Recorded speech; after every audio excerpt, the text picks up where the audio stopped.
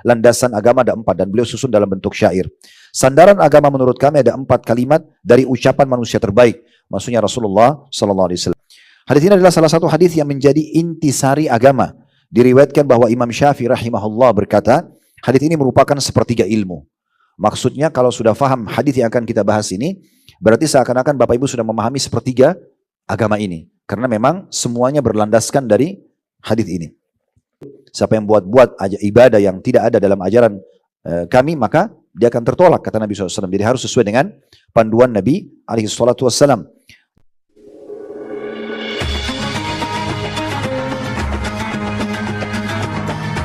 Yang subscribe, semoga hidup kaya raya, mati masuk surga. Yuk jadi bagian dari dakwah kami. Dukung operasional dakwah dan sosial kami, raih pahala amal jariah yang terus mengalir sampai hari kiamat. Assalamualaikum warahmatullahi wabarakatuh. Alhamdulillah, wassalatu wassalamu ala rasulillah. Segala puji dan puja kehadirat Allah subhanahu wa ta'ala, juga salawat dan taslim kepada Nabi besar Muhammad sallallahu alaihi wa ala alihi wa sahbihi wasallam. Pada kesempatan ini tentunya ini pertemuan perdana untuk membedah salah satu buku yang kita harapkan bisa menambah keimanan kita dan juga lebih banyak mempelajari hadis-hadis Nabi SAW, sebuah karya ilmiah yang sangat baik sebenarnya. Buku ini ringkasan dari sebuah buku yang sangat besar, ya, dan menjadi rujukan umumnya kaum muslimin, yaitu Al-Jami' Al-Ulum wal Hikam yang ditulis oleh Ibnu Rajab rahimahullah. Al-Jami' artinya gabungan, Al-Ulum wal Hikam ilmu-ilmu dan juga hikmah-hikmah. Dan di dalamnya berbagai macam pesan-pesan secara keimanan yang disampaikan oleh Ibnu Rajab rahimahullah berhubungan dengan masalah penambahan keimanan, kemudian hal-hal yang merusak keimanan, kisah tentang orang-orang saleh, dan cukup banyak hal-hal yang dibahas oleh beliau dalam buku yang sangat besar.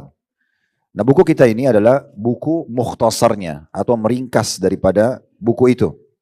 Dan buku ini disusun oleh Muhammad bin Sulaiman Al-Muhanna, atau ini tepatnya sebenarnya sih diberikan kata sambutan, ya. Tapi buku ini diambil dari intinya Al-Jami' Ulum wal Hikam.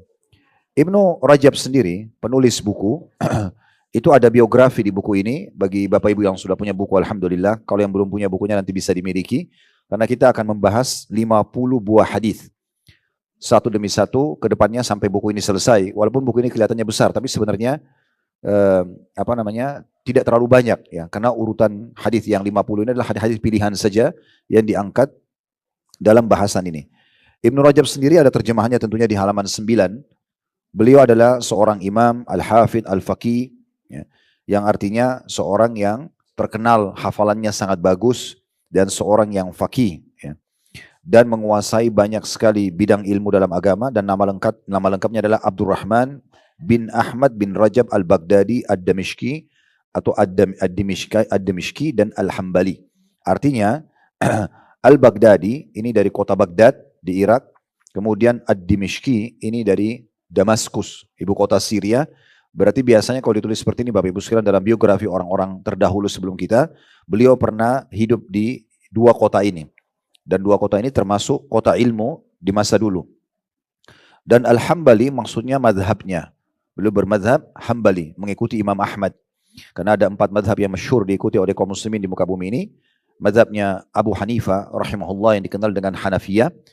Mayoritasnya sebenarnya sih yang menganut madhab ini adalah teman-teman kita di India, di Pakistan, dan wilayah-wilayah yang banyak tersebar kaum muslimin dari Pakistan. Seperti contoh di Korea, di Jepang, ya umumnya biasa karena mayoritas muslim yang ada di sana itu adalah orang-orang dari wilayah ini. Kemudian ada madhabnya Imam Malik yang dikenal dengan Malikiyah, dan Imam Malik ini umumnya, ya, orang-orang yang ikuti madhabnya di Afrika. Kemudian ada Imam Syafi'i rahimahullah yang dikenal dengan madhab Syafi'iyah. Ini berada di Asia Tenggara, termasuk kita di Indonesia. Walaupun ada di wilayah-wilayah ini masih ada madhab-madhab yang berbeda, tetapi ini mayoritasnya. Dan tinggal Imam Ahmad yaitu Hambali yang dikenal dengan madhab Hanabilah, itu ada di wilayah Timur Tengah. Di wilayah Timur Tengah atau umumnya negara-negara Arab menganut madhab ini. Jadi orang-orang kalau mengikuti madhab tertentu biasanya ditaruh dalam gelar nama terakhirnya Al-Hambali atau Asy-Syafi'i atau Al-Maliki, ya seperti itu, atau Al-Hanafi. Semua ini adalah gelar kena madhabnya. Beliau salah satu ulama panutan secara keilmuan dan juga hafalan hadis.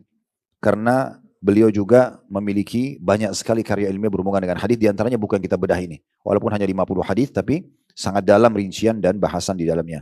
Beliau juga terkenal orang yang sangat zuhud, penulis buku ini. Artinya mendahulukan dunia dari akhirat dan bukan meninggalkan dunia. Ini juga perlu kita luruskan dari definisi zuhud, karena sebagian orang menganggap dirinya kalau zuhud di dunia, maka dia berarti meninggalkan semua kenikmatan dunia. Itu tidak benar. Tetapi zuhud adalah tetap menikmati dunia, tetapi mendahulukan akhirat. Landasan hukumnya adalah surah Al-Qasas, surah nomor 28 di ayat 77. Allah berfirman, "Wabtagi fima ataqallahu daral akhirah wa la tansa nasibaka minad dunya." Kejarlah apa yang Allah janjikan untukmu di akhirat nanti, jangan lupakan bagianmu dari dunia. Kemudian beliau pandai memberikan pencerahan, maksudnya dalam retorika penyampaian ceramahnya itu sangat bagus, dan juga beliau ya ahli dalam bidang karya tulis. Nah, tidak semua ulama yang punya ilmu luas juga punya tulisan banyak. Jadi kalau ada orang subhanallah dia sudah alim dan juga dia banyak punya karya tulis, itu taufik dari Allah subhanahu wa ta'ala. Tapi tidak semua orang. Nah, Ibnu Rajab ini termasuk orang yang terkenal retorikanya bagus, ilmunya luas, plus juga beliau memiliki banyak karya tulis. Lahir di Baghdad tahun 736 Hijriah.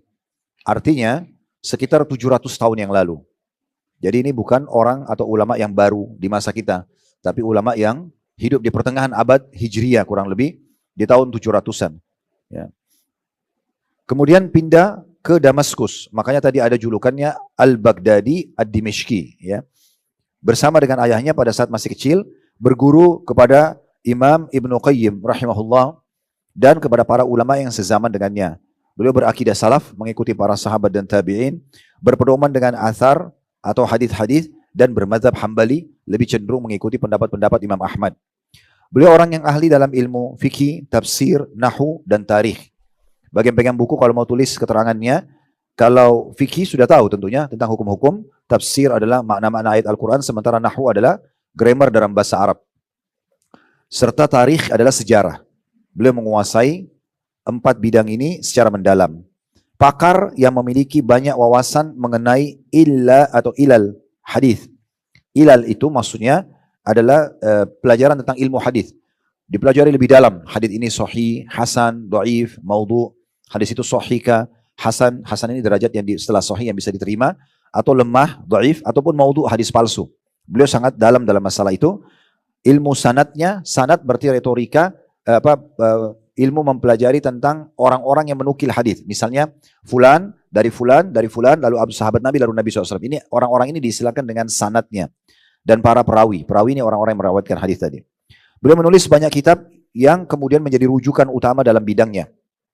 Di antaranya adalah Fathul Bari, Syarah Sahih Bukhari.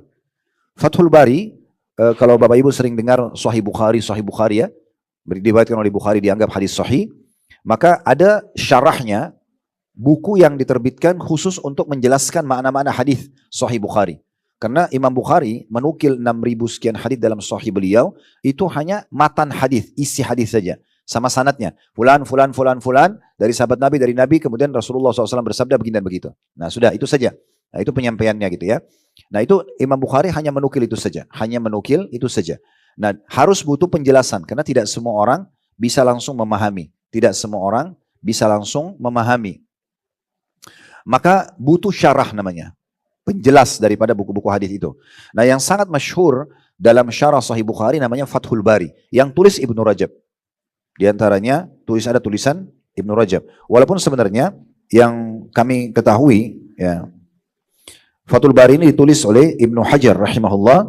Kemudian ditulis penjelasan sampai pada kitab Al-Janaiz. Dan di antara kitab-kitab ini sampai kepada kita ada 10 jilid dengan pemaparannya berkualitas dan sangat bagus. Jadi buku ini ditulis oleh Fathul Bari oleh Ibnu Hajar, lalu kemudian disempurnakan oleh Ibnu Rajab. Ini menulis menurut keterangan di buku kita ini ya. Di antara kitab-kitab beliau juga adalah Syarah Sunan At-Tirmidzi. Salah satu dari buku-buku rujukan hadis adalah Sunan Tirmidzi. Kalau Bapak Ibu biasa baca hadis HR, hadis riwayat Tirmidzi. Nah itu juga beliau menulis syarahnya. Dan sebagaimana disebut oleh Hafidz Ibnu Hajar rahimahullah bahwa kitab ini terdiri dari 20 jilid, akan tetapi yang sampai kepada kita hanya 2 jilid saja, yaitu Syarah Ilal At-Tirmidzi. Kemudian kitab Taqribul Qawaid wa Tahrirul Fawaid yang lebih dikenal dengan nama Qawaid Ibnu Rajab. Salah satu kitab fikih yang sangat mengagumkan dan terdiri dari 4 jilid. Di antara kitab yang beliau tulis juga adalah Taiful Ma'arif. Ini juga buku yang sangat sensitif membahas masalah keimanan. Kitab ini merupakan rujukan utama dalam pembahasan mengenai perayaan-perayaan dan ibadah-ibadah yang berkaitan dengan waktu. Kemudian ada juga Jami' Ulum wal Hikam, yaitu syarah hadis Al-Arba'in An-Nawawiyah yang terdiri dari 2 jilid. Dan kitab ini merupakan salah satu kitab yang paling agung dan paling masyhur dalam Islam. Beliau wafat di Damaskus tahun 795 Hijriah dalam usia 59 tahun. Kemudian Al-Allamah Ibnu Nasiruddin Ad-Dimishqi rahimahullah juga berkata, orang yang menggali lahat Ibnu Rajab memberitahuku bahwa Syekh Ibnu Rajab mendatanginya beberapa hari sebelum kematiannya lalu berkata kepadanya, galilah kuburan untukku di sini, seraya menunjuk ke arah tempat di mana ia dikuburkan. Orang itu berkata, aku pun menggali lubang untuknya. Ketika aku selesai menggalinya, ia turun ke dalam kubur dan berbaring di dalamnya. Ia menyukai lubang itu dan berkata, ini bagus. Kemudian beliau keluar. Orang itu berkata, demi Allah, beberapa hari kemudian tanpa aku sadari, tiba-tiba jenazahnya sudah dibawa dalam geranda dan aku memasukkan jenazahnya ke dalam lahat tersebut. Tentu tadi yang di atas paragraf-paragraf itu dan paragraf yang menjelaskan masalah nama-nama buku dan nama beliau dan lahir serta wafatnya, ini biografi penulis buku. Metode yang harus kita gunakan Bapak Ibu sekalian dalam bedah buku seperti ini.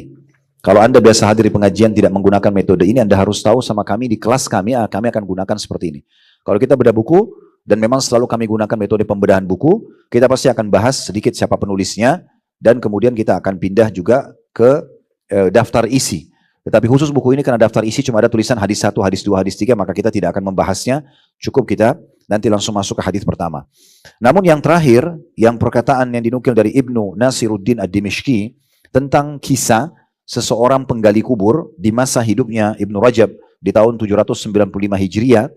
Beliau mengatakan, Ibnu Rajab datang kemudian memerintahkan aku untuk menggali kuburan di satu tempat, di titik yang dia tunjuk. Kuburlah aku di tempat, nanti gali kuburan di sini. Kemudian beliau pun datang setelah digali kuburan tersebut, lalu beliau masuk ke dalamnya seakan-akan mengecek sebuah rumah yang akan ditinggali. Kata yang menggali kuburan tersebut, tanpa saya sadari, beberapa hari kemudian ternyata jenazahnya sudah dibawa dan dikuburkan di tempat itu. Ini ada satu poin dalam agama kita Bapak Ibu sekalian namanya firasatul mukmin. Firasatnya orang mukmin. Kalau Anda terus mendekatkan diri kepada Allah Subhanahu wa taala dengan mengerjakan ketaatan maksimal, kewajiban dan juga sunnah-sunnah, serta Anda meninggalkan semua yang dilarang, baik itu haram ataupun makruh, Allah akan menyampaikan Anda ke beberapa level-level keimanan. Di antaranya, Anda akan sering mimpi hal-hal yang baik, dikenal dengan ru'ya shadiqah. Kata Nabi SAW, tidak tertinggal lagi dari mujizat kenabian di akhir zaman, kecuali mimpi benar orang-orang beriman. Namanya ru'ya shadiqah. Seperti Bapak Ibu kebetulan melihat tawaf di sekitar Ka'bah atau melihat Ka'bah, lalu kemudian ada panggilan untuk haji dan umroh gitu ya. Terus tiba-tiba tahun depannya kita pergi. Nah itu contohnya. Atau kita melihat hal-hal yang baik, ya. Kita membaca Al-Quran, kita masuk ke dalam surga, atau melihat neraka dan kita selamat darinya. Semua itu adalah ru'ya shadiqah. Dan ini mimpi seperti ini boleh diceritakan. Boleh diceritakan. Lawannya adalah namanya hilm. Hilm itu mimpi buruk. Semua itu dari syaitan. Ya kalau kita mimpi jangan diceritakan ke orang lain. Kita baca a'udzubillahi minasyaitonirrajim pada saat bangun, meniup ke sebelah kiri 3 kali lalu mengubah posisi tidur. Itu kalau mimpi buruk ya. Dan ini tentunya tidak diceritakan pada orang. Tidak diceritakan pada orang, begitu adabnya. Kemudian yang setelahnya, kalau Anda terus menjaga iman kepada Allah, Anda punya namanya firasat mukmin. Firasat mukmin ini Anda bisa mengetahui orang ini mau baik atau mau jahat, ya. Itu namanya firasat orang mukmin. Anda bisa tahu, oh ini perasaan seperti Ibnu Rajab, dia tahu dia akan meninggal, padahal umurnya masih 59. Banyak orang mungkin dia tidak tahu, dia tiba-tiba aja meninggal begitu saja. Tapi orang-orang beriman itu Allah seperti kasih perasaan. Karena di akhir hidup seseorang itu menjadi tolok ukur apakah orang ini baik atau buruk. Cara kita tahu orang ini husnul khatimah atau su'ul khatimah, dia mendapatkan mati yang baik atau mati yang buruk, kita lihat amalan sebelum dia meninggal, beberapa hari sebelum dia meninggal. Jadi nggak usah terpengaruh dengan performanya, penampilannya, ya, atau mungkin selama dia hidup banyak amal-amal yang dia kerjakan itu bukan tolok ukurnya. Tapi apa yang dia kerjakan sebelum dia meninggal itu jadi tolok ukur. Karena kata Nabi SAW, Allah akan menutup hidup seseorang dengan kebiasaannya dia. Jadi mungkin ada orang pintar sekali menyembunyikan kejahatannya, tapi di akhir hidup Allah akan buka kejahatan tersebut. Ya, misalnya dia biasa mencuri, dia menipu, akhirnya Allah tutup dengan itu dan meninggal dalam keadaan itu. Walaupun dia di mata manusia baik. Ada mungkin orang tidak dikenal oleh masyarakat, tapi Allah tutup hidupnya dengan kebaikan. Meninggal mati syahid misalnya, meninggal dalam kondisi sujud, dalam kondisi baca Quran dan seterusnya. Nah ini dilihat dari akhir hidupnya. Nah seperti itulah. Dan banyak hal-hal yang lain tentunya yang Allah SWT berikan, tapi tidak akan sampai pada level mukjizat. Ya, itu ada bahasan sendiri, kami pernah bedah di buku namanya Minhajul Muslim milik Syekh Abu Bakar Jazair. Di playlist YouTube kami sudah ada wali Allah dan wali syaitan. Ada bab khusus membahas masalah itu dan saya tidak bisa paparkan panjang lebar sekarang karena itu bukan jadi inti bahasan kita. Hanya sedikit menyinggung tentang bagaimana ada firasatnya Ibnu Rajab kalau beliau akan meninggal di waktu itu. Tentu ada banyak kisah-kisah para salaf seperti Iyas Al-Muzani, salah satu ulama tabi'in yang sangat masyhur, di mana beliau mimpi beliau naik kuda dan berlumba kuda dengan ayahnya. Dan sekali beliau menang, sekali ayahnya menang. Maka beliau menakwilkan mimpi itu, beliau meninggal di umur yang sama seperti meninggal ayah. Dan berapa hari kemudian, karena umurnya sudah mencapai, ayahnya sudah meninggal beberapa tahun jauh sebelumnya, dan meninggal di atas umur 60 tahun lebih. Dan dia pun seperti itu, maka dia tahu dia akan meninggal di umur yang sama. Dan ternyata betul di hari itu meninggal juga, di hari yang pas dia memaknakan dengan firasatnya mimpi tersebut, maka meninggal dunia. Baik, sekarang kita akan masuk ke hadis pertama yang diangkat oleh Ibnu Rajab rahimahullah dalam buku kita ini. Dan metode yang kami gunakan, Bapak Ibu sekalian, dalam menjelaskan hadis demi hadis dari 50 hadis ini adalah ilmunya, hikmahnya. Karena memang ini dinukil dari kitab Al-Jami' Ulum wal Hikam, gabungan dan rincian daripada ilmu-ilmu dan hikmah-hikmah yang bisa diambil. Sehingga kita bukan targetnya menyelesaikan buku, tapi bagaimana kita meraih semaksimal mungkin ilmu dari apa yang sedang dibahas. Hadis pertama ini, Bapak Ibu sekalian, terdiri dari halaman 11 yang cukup panjang, bahasanya sampai halaman 25. Jadi saya tidak tahu apakah ini kita bisa selesaikan sekarang atau tidak. Kalau belum, maka kita akan jadikan 2 kali pertemuan. Karena memang di sini akan banyak sekali penjelasan-penjelasan yang bisa kita ambil. Baik, hadis ini sebenarnya juga adalah hadis 40 Imam Nawawi. Ya, kalau pernah ngikutin kajian hadis Arba'in Nawawi, maka itulah bahasannya sama kurang lebih. Cuma di sini ada tambahan 10 buah hadis. Ada tambahan 10 buah hadis. Nah, hadis yang pertama di halaman 11 saya langsung bacakan saja.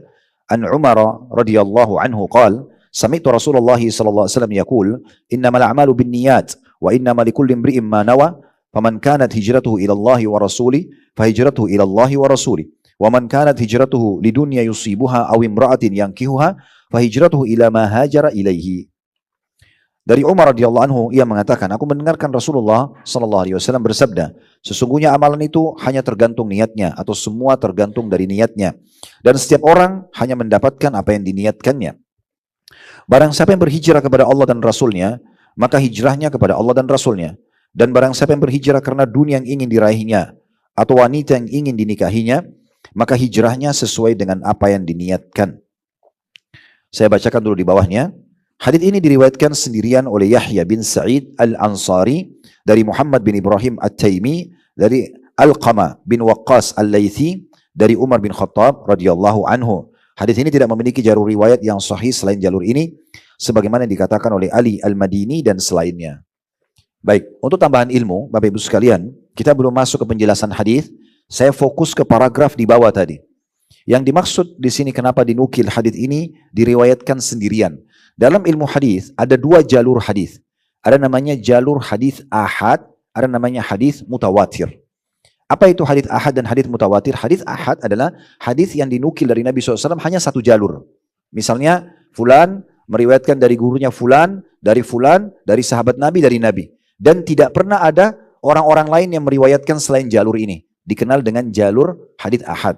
Atau cuma 1 orang sahabat ya yang menukil hadis ini. Walaupun sebenarnya ada sahabat-sahabat lain yang mendengarkan. Yang kedua mutawatir. Mutawatir maksudnya hadis dari Nabi tapi jalurnya banyak. Misalnya fulan, dari sahabat Nabi, dari Nabi. Benar lagi fulan, dari sahabat Nabi dan berbeda. Orang-orangnya berbeda-beda dan banyak jalurnya. Nah, secara hukum hadis ahad ini tidak semuanya bisa diterima kecuali yang sahih, gitu ya. Karena memang dia harus kuat karena cuma 1 jalur. Secara umum, hadis mutawatir yang kedua itu diterima. Kenapa? Karena banyaknya jalur menguatkan satu sama yang lain. Misalnya kalau yang ini lemah, yang ini masih bisa hasan, yang ini masih bisa sahih, maka bisa saling menguatkan.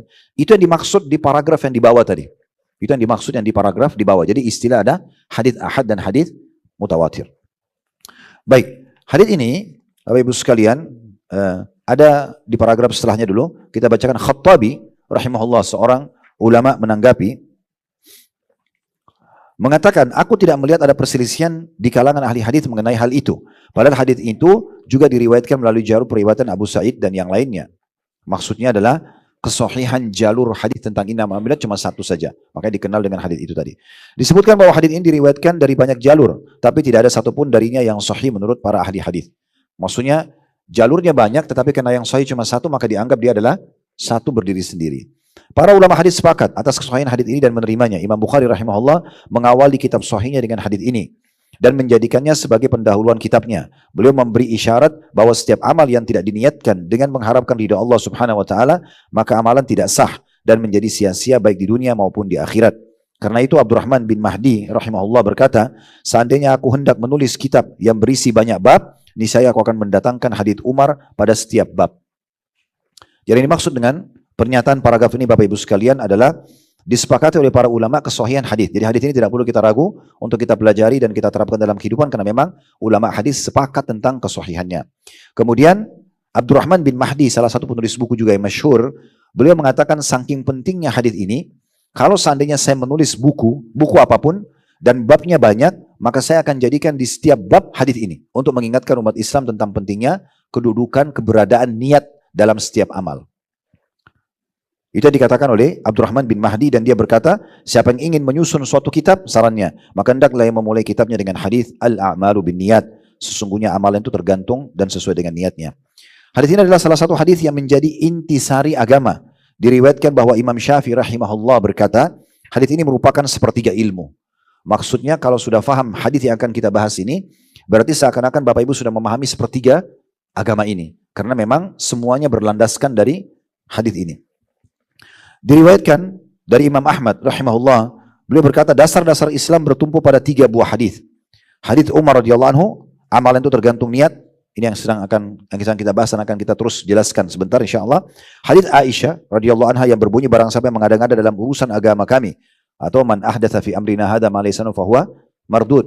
Siapa yang buat ibadah yang tidak ada dalam ajaran kami, maka dia akan tertolak, kata Nabi SAW. Jadi harus sesuai dengan panduan Nabi alaihi salatu wassalam. Dan hadis yang ketiga hadis Nu'man bin Bashir radhiyallahu anhuma. Nu'man sahabat, Bashir sahabat. Kita mengatakan radhiyallahu anhuma, yang halal jelas dan yang haram juga jelas. Ini ada potongan hadis begitu. Maksudnya sesuatu yang Bapak Ibu butuhkan kehalalannya jelas, sesuatu yang Bapak Ibu perlu tahu yang haram dalam agama juga sudah jelas. Ya, hadis ini termasuk intisari daripada agama Islam. Jadi yang akan kita pelajari ini hadisnya adalah satu dari 3 hadis kata Imam Ahmad yang merupakan intisari daripada agama Islam. Jadi hadis tentang semua harus diikuti dengan niat yang benar dan semua akan dibalas sesuai dengan niatnya. Kemudian hadis tentang tidak boleh mengarang-arang ibadah, harus sesuai dengan panduan Nabi SAW. Kemudian yang ketiga adalah yang halal dan haram sudah jelas.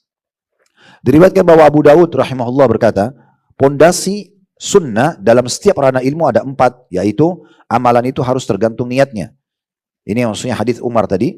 Yang halal itu jelas, hadisnya Nu'man bin Bashir radhiyallahu anhu majma'in. Di antara ciri baiknya keislaman seseorang ialah meninggalkan apa yang tidak bermanfaat baginya. Dan berzuhudlah di dunia, maka Allah akan mencintaimu. Dan berzuhudlah terhadap apa yang dimiliki manusia, maka manusia akan mencintaimu. Ini juga kalau yang pegang bukunya tolong digaris bawah, ini hadis. Ini sebuah hadis ya. Nabi SAW pernah ditanya oleh seseorang, ya, apa itu zuhud? Beliau mengatakan, zuhudlah di dunia, ya, maka Allah akan mencintaimu, dan zuhudlah terhadap apa yang dimiliki oleh manusia. Jangan kau minta-minta dan mengambil haknya orang lain, maka engkau juga akan dicintai oleh manusia. Al-Hafidh Abul Hasan Tahir bin Mufayyiz Al-Mu'aifiri Al-Andalusi memiliki sebuah syair yang berbunyi, Umdatud dini indana kalimat, arba'un min kalami khairil bariyah, ittaqi syubuhati wazhud wada' ma laysa yugnik, atau yagnik wa'malanna biniyah. Sandaran agama menurut kami ada 4 kalimat, maksudnya 4 buah hadis. Kalau tadi Imam Ahmad mengatakan pondasi intisari agama 3 hadis, kalau di sini Al-Hafidh Abul Hasan Tahir Al-Mufayyiz mengatakan rahimahumullah semuanya landasan agama ada 4 dan beliau susun dalam bentuk syair. Sandaran agama menurut kami ada 4 kalimat dari ucapan manusia terbaik, maksudnya Rasulullah sallallahu alaihi wasallam. Jauhilah syubhat. Ini tadi tentang hadis Nu'man bin Bashir, halal jelas, haram jelas, di antaranya ada hal yang syubhat, samar-samar. Boleh enggak sih hukumnya? Kata Nabi SAW, siapa yang menyelamatkan dirinya dari yang syubhat, dia telah menyelamatkan kehormatan diri dan agamanya. Dan siapa yang jurumuskan dirinya pada yang syubhat, dia telah menjurumuskan dirinya pada yang haram. Ini hadis kata beliau landasan intisari agama Islam yang pertama. Jadi yang syubhat pun kita ragu-ragu masuk dalam pintu haram. Oleh karena itu berarti cuma ada halal dan haram. Kemudian yang kedua adalah berzuhudlah. Tadi hadis yang sudah kita singgung di atas, ya berzuhudlah di dunia, maka Allah akan mencintaimu. Artinya jangan terlalu berlebihan kejar dunia, tapi dahulukan akhirat, maka Allah akan mencintaimu. Zuhudlah apa yang di tangan manusia, manusia akan mencintaimu. Ini pondasi hadis atau agama yang kedua dari hadis ini. Yang ketiga adalah tinggalkanlah. Di sini dimaksud hadis Nabi SAW, tinggalkanlah ini titik-titik, itu hadisnya adalah banyak diantaranya. Da' ma yuribuka ila ma la yuribuk, misalnya tinggalkan apa yang tidak bermanfaat darimu kepada hal yang bermanfaat bagimu, ya. Kemudian min husni islamil mar'i tarku ma la ya'ni, termasuk kesempurnaan Islam seorang muslim meninggalkan apa yang tidak penting bagi dia. Nah, ini pondasi agama. Dan yang terakhir adalah hadis kita, yaitu beramallah sesuai dengan niat, sesuai dengan niat. Baik, sekarang kita akan masuk ke syarah dan penjelasan hadis lebih dalam, ya. Tadi sudah kita jelaskan tentang kedudukan hadis, dia adalah hadis yang sahih dan sudah panjang lebar tambahan-tambahan ilmu tadi Bapak Ibu bisa dapatkan.